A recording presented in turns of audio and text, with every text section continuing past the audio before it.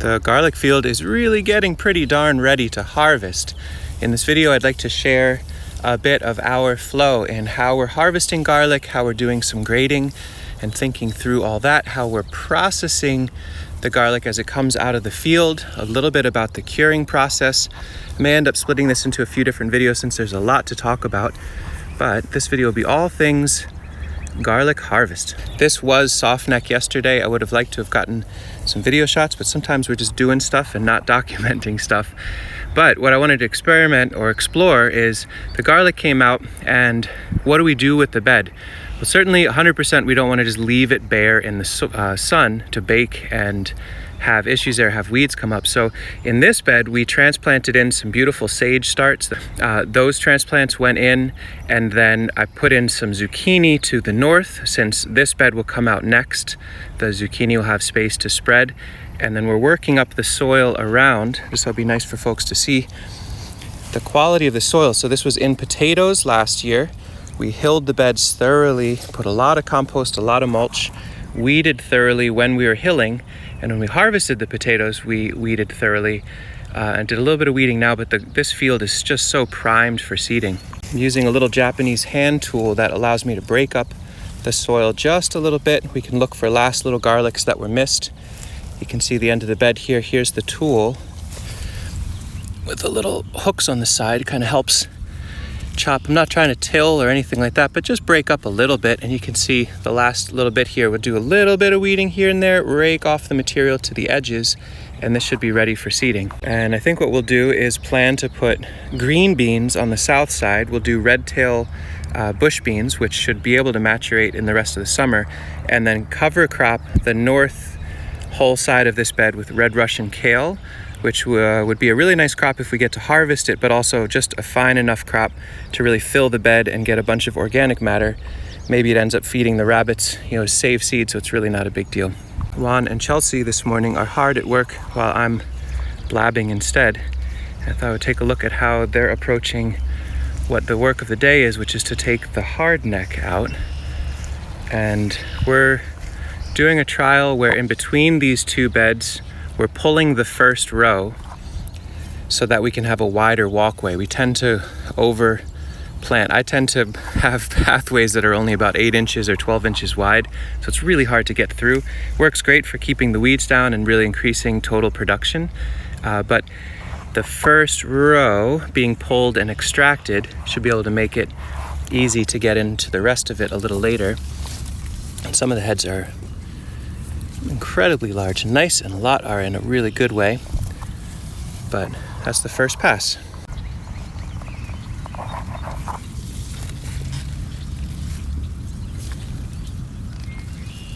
Here's the west end of that bed, and this is where Chelsea's bringing the garlic she's pulling.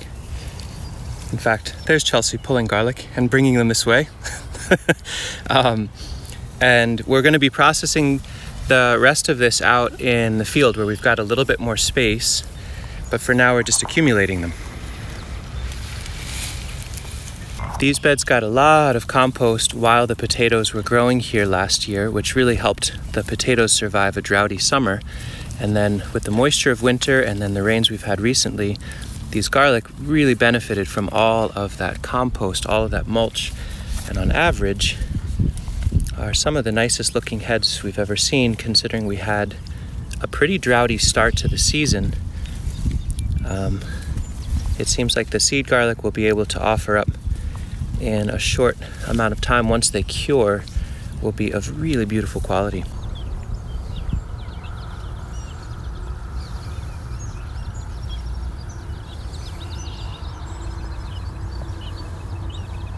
This was a bed that yesterday was all soft neck and has been moved over to another crop set to get us to the fall.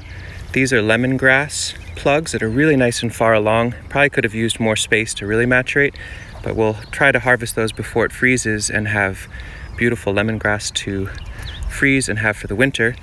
Genovese basil on the south of those, maybe ideally to keep the rabbits a little less interested in coming in. Well, that remains to be determined. Some parsley to the north of the basil, since they can handle a little bit of shade, and it'll encourage the basil being harvested more often. That's run through the middle of the bed. We've got beets sown on the south side. The north side, we haven't sown out anything, but maybe we'll leave it unsown and just mulch it so there's a little bit more room to work through here. Put in thyme in the middle of a fair bit of this bed, and that could be a nice plant to either sprawl over and be a ground cover for the whole thing, or an intercrop, or some sort of aromatic deterrent for other creatures that show up. And then all throughout our persimmon seedlings that were here, we planted those with the garlic. I've talked about that extensively. And now that the garlic is gone, the persimmon babies are the canopy in some of these little plops, but they also have other crops. The thyme may help a little with rabbits, we'll have to see. But we can harvest some thyme to dry in the fall. We can be eating parsley as we go, and then we'll dig these persimmons up once they go dormant in the fall.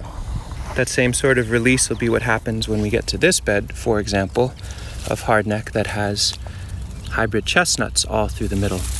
And so they'll be here, they're in the shade right now, and they'll get a canopy release when the giant trees of garlic are felled, when they're pulled up.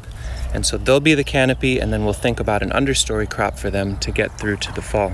The truck is loaded and brought to the field with a whole bunch of different resources. So we've got water from our rainwater collection system. These are old containers that we salvage from behind Chinese restaurants, fryer oil things. We rinse them out real thoroughly and use them to water in transplants. Got a bunch of lovely found in the field harvesting trays to work with. And then some of the annual plugs and perennial plugs that we bought from that local nursery. Nice, beautiful plants. We've got some beans here that are soaking in warm water. So on the right are green beans, and on the left are going to be edamame seeds. So breaking dormancy by soaking them. And then we've got our various tools, and then a bunch of seeds to work with. Lots of different ones. Some we bought in. Here's Early Wonder Tall Top that was just about used up. And then some carrots. And I think what I'll do in the softneck field that I showed early on is take some of this save seed. Part of this is to use up older seed so we have more room in our seed storage and to freshen that up. So if we get lower germination, that'll be okay. And then we'll come back to doing beets and carrots in, I think, the beds that Juan and Chelsea are working on down that way. The soil texture is just so extremely nice, and it's so low in weeds. That'll be a great seed bed for carrots and beets. Do green beans on the south and red Russian on the north of the remainder of this bed. So this block is all planted out. It took a good couple of minutes, but worthwhile getting everything packed back in. Red Russian kale to the north, green beans to the south, and the mulch that was on the bed. The nice part about liberally mulching garlic, since it can penetrate through a deep amount of mulch, a lot of it persists even though we're midway through the growing season. There's been a lot of rains. There's tons of mulch left to support the next seeding. And then we've got these simple tags. These are wooden tongue depressors with the Listo marking pen. Red Russian to the north, red tail to the south today, and zucchini yesterday. And the nice thing is these will last till the end of the season, which is all we need for the annuals. If it's perennials, we'll use old blinds that we cut up so they last a few years. These we can just return to the soil when they're done. Our neighbor Ian popped by and is going to plug in for a little while. So we've got 4 folks churning through the garlic field. It's moving at a beautiful clip. And now, speaking of clip, we're working on snipping the tops. I'd like to explain what we're thinking there. Soil quality is such that it feels like for the most part the hardnecks are popping out really smoothly, but we have a hoary and a really great tool I'm going to talk about in a moment for those heads that don't want to come out.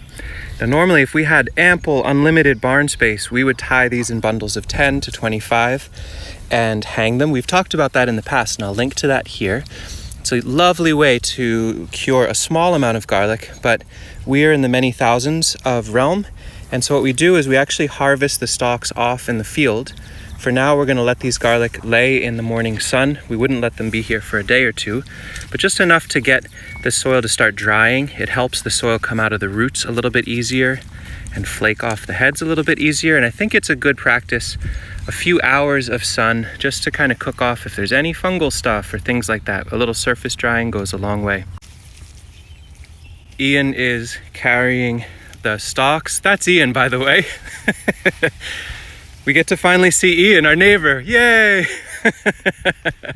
And we're making some simple composting piles at first. Once we're done with the harvest, we're actually going to go through and set up some hot composting windrows of this. We've seen a tiny bit, a little bit here or there, allium leaf miner. When we're looking for them on any bulb, we found just a few, they exist.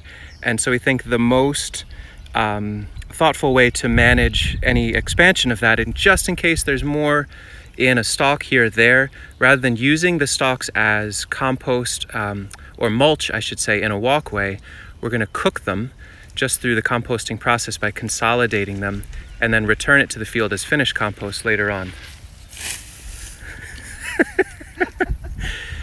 Ian was commenting he wore the silliest outfit he could. He didn't know he'd be on camera today. And here he is. We are zipping through the work now. Well, these three are while I talk about how we are. I'm going to go back to making it actually we.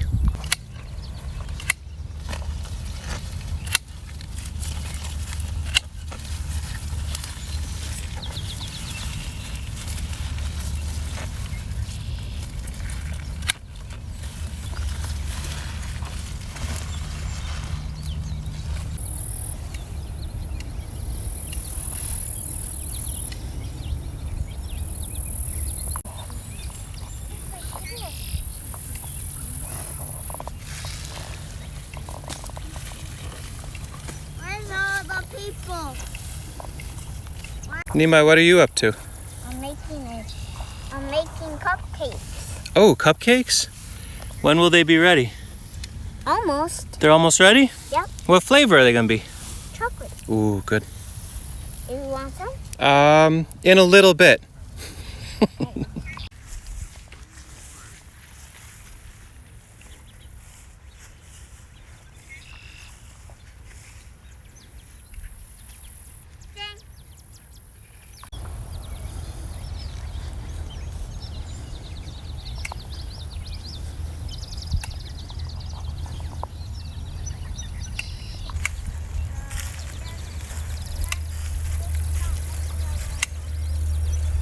Just wanted to make a neat little shout out. We don't use it all the time, but for harvesting the garlic, especially where we've got randomly really rocky soil here, it's like a sharp tipped, it's an interesting design, and it really sneaks in and lets you get in there to remove a garlic. We found that it was pretty helpful in digging in very, very rocky soil or really dense clay. You can see the tip of it there. Really helps. It's almost like a hori on a stick, and it's pretty nicely made. So. Whoa, my goodness, lady.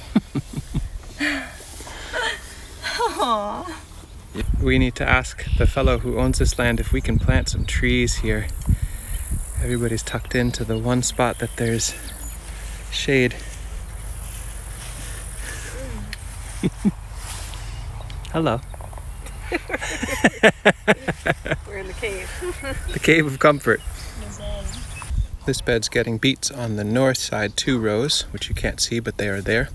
Juan is doing cilantro and parsley down the line as transplants. So this bed will be filled, has some nursery in the middle. It's a little bit green nibblings there. I would guess like 2% success with our peach planting in the middle, but whatever, we'll fill it with beets and greens and hopefully that'll work. We've run out of crates, so we're gonna wind down relatively soon and bring back the garlic that we can that's in crates, transfer them to the garage, and come back for the rest. The sun is going to do them well, I think, right up to a point. It will be 90 degrees today, and so we do not want to leave these garlic in the field overnight or for the whole day. And if it were to rain, it would undo things, so we'll come back to them. I think I'll make a follow-up video of how we are processing the garlic from that stage in our garage and curing it down. But the western half of this field is more or less pulled and done. Still some planting, a lot of follow-up to do to take care of it. And then we'll tackle the east end. And then we have all of the elephant garlic that is legacy in the middle beds over there. Because they persist, we have to pull those as well for harvest. All right, thank you for watching and have a lovely day.